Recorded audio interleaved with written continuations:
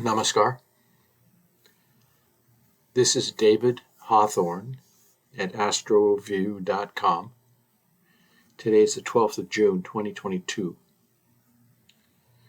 Now, I've already done a couple of readings on the horoscope for Ukraine.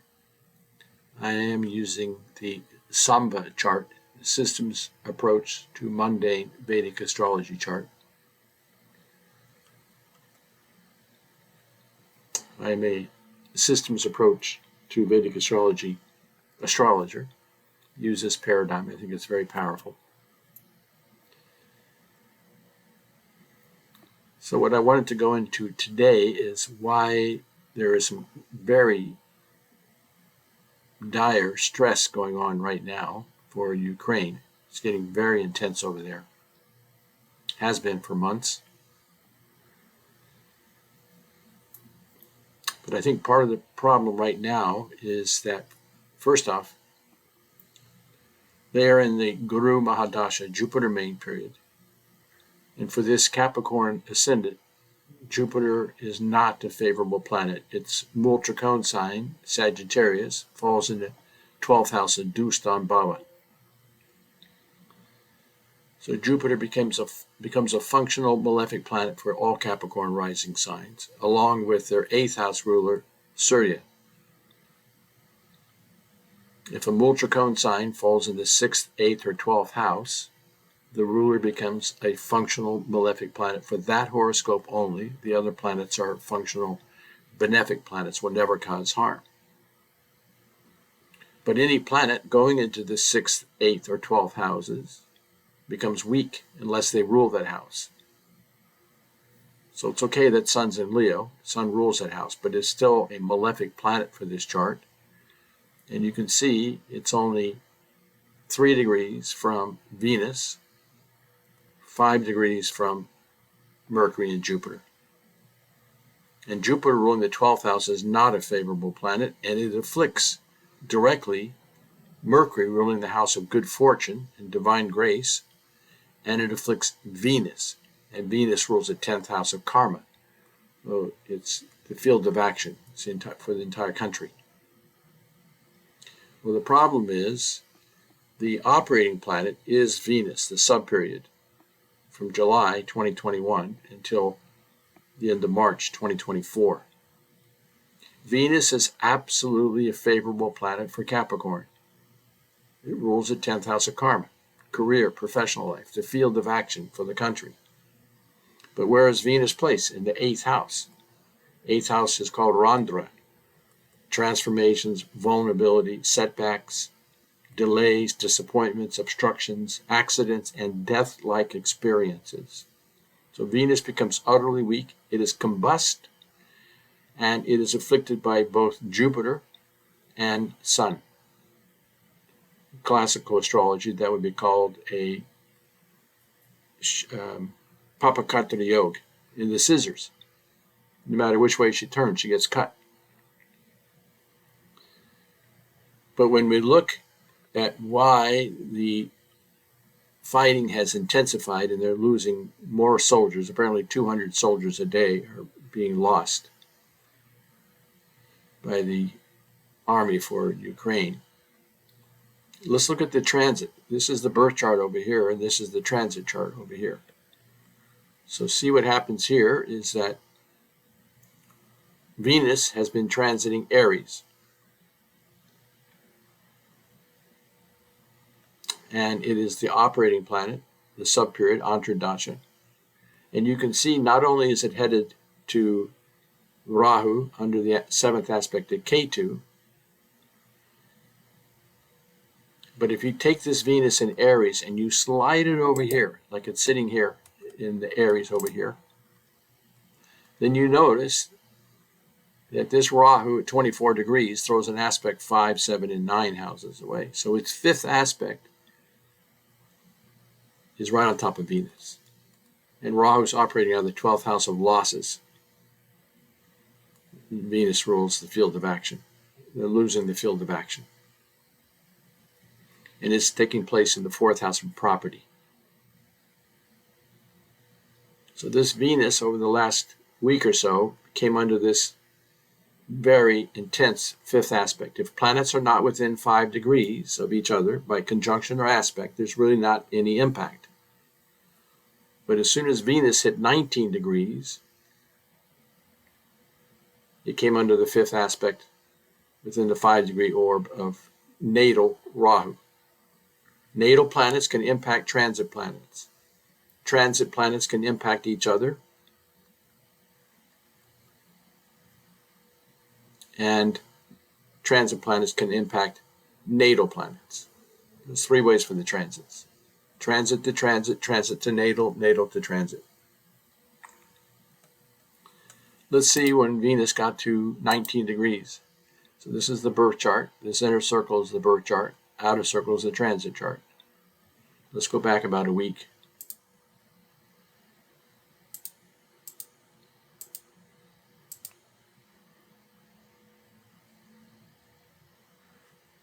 So June 9th, 3 days ago, this Venus started to really get under the affliction of this Rahu. And now you'll see it's headed over here. I think things are going to get worse temporarily before they get better. 20 degrees on the 9th, 21 on the 10th, 22 on the 11th, 23 on the 12th, that's where we are, 24 tomorrow, and then it goes to 26 on the 14th. But the problem is it's not becoming clear because it's now going to go over this Rahu here. This is the June 16th. So I would say from now to June 16th, it's very, very stressful for Ukraine. Super challenging. Venus will be weak until she gets to 5 degrees. So she doesn't get much support until June 22nd, 10 days from now. Might be a little bit relief then.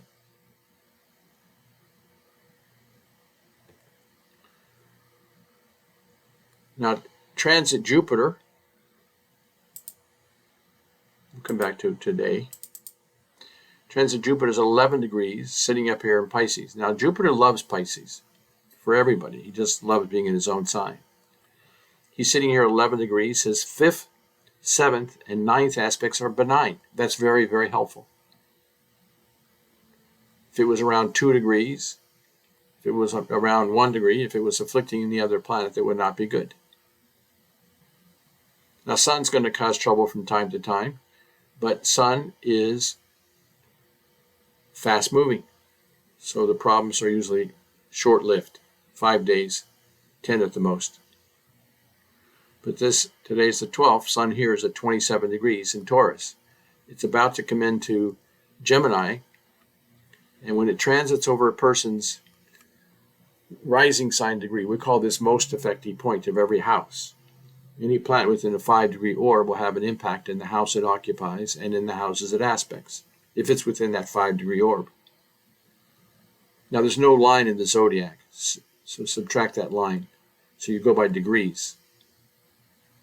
So 5 degrees later would be 7.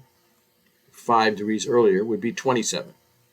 So here's today, Sun at 27 degrees is starting to impact the most effective point of this 6th house of conflict and disputes.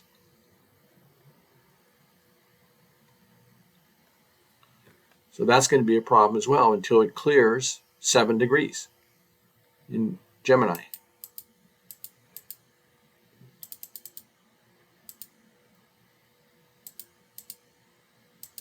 So Sun will get to 7 degrees on June 22nd. So that should be relief as well. So I think June 22nd is a day where there could be some relief, but not until then. It's very, very stressful until then.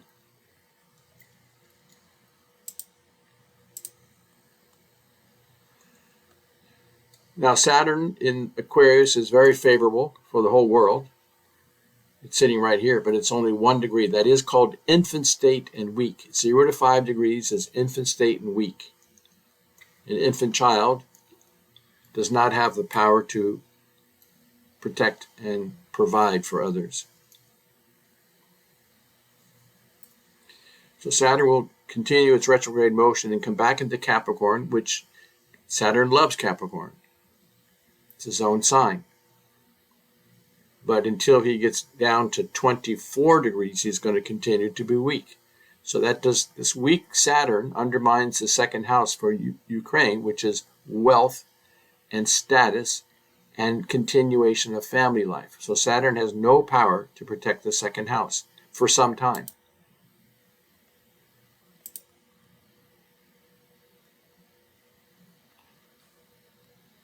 Same thing. Let's go take a look at where we are. Let's see. Saturn here is at 1 degree. 0 degrees a week from now.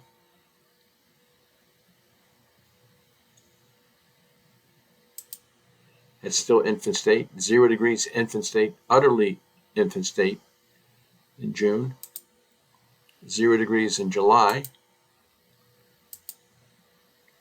After the middle of July hits 29 degrees, but that's called old age in week 25 to 30 is old age. Old age persons might mean well, but they don't have the power to protect you.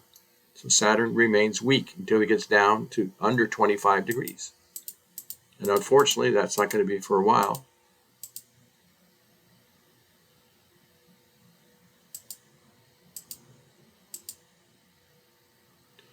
So he won't get to 24 degrees till October.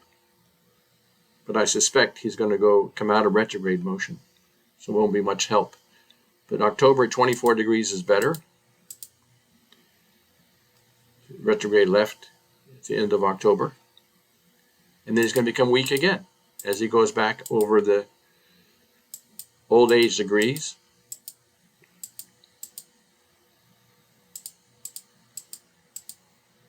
We want to get him up to 5 degrees. By the way, there will be a big celebration worldwide when Saturn gets to 5 degrees. But that's not till the end of next February. Because the reason I say that is because Saturn will then be in Aquarius. Saturn loves Aquarius. This is the Multricone sign for Saturn. And Saturn will then be here for 2 years in good strength.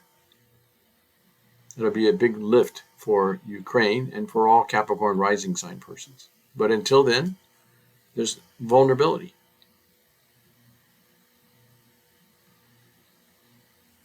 So I think this might be a big challenge right now for Ukraine.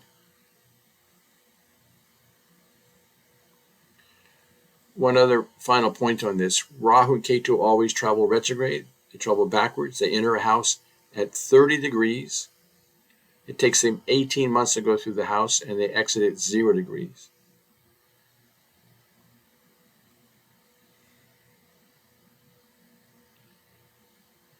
By the way, they do pick a particular degree, and they'll go stationary at that degree for up to 3 months at a time. And that's what's happened now. They're at stationary 28 degrees. I'm glad Ukraine doesn't have a 28-degree rising sign. I'm glad they don't have planets. These are what we call odd signs. They spend 18 months on odd signs, 1, 3, 5, 7, 9, and 11. Then they spend 18 months in even signs. Even signs are 2, 4, 6, 8, 10, 12.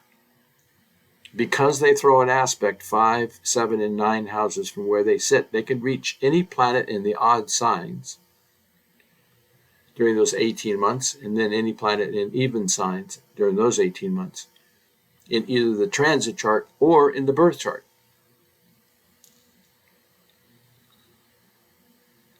So I have a little bit of a concern because this Rahu here at 28 degrees, traveling retrograde, will get down to the 24-degree range. 1,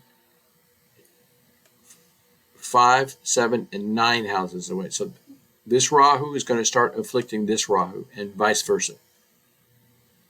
This K2 sitting here throws an aspect 5, 7, and 9 and is going to afflict this K2 here. So they're headed there. That now they've been stationary at 28 degrees for almost 3 months now. They'll start to move shortly. But when they move,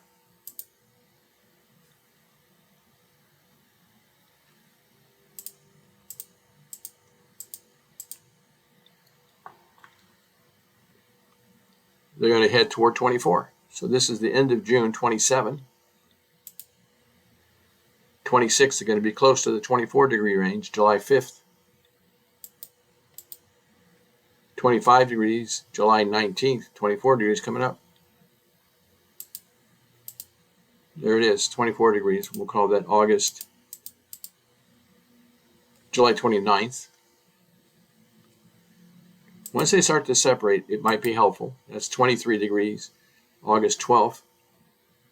More relief at 22 degrees. More relief at 21 degrees, September 2nd. So that's also another stress for the country. Transit Rahu afflicting natal Rahu, and vice versa. Transit Ketu afflicting natal Ketu.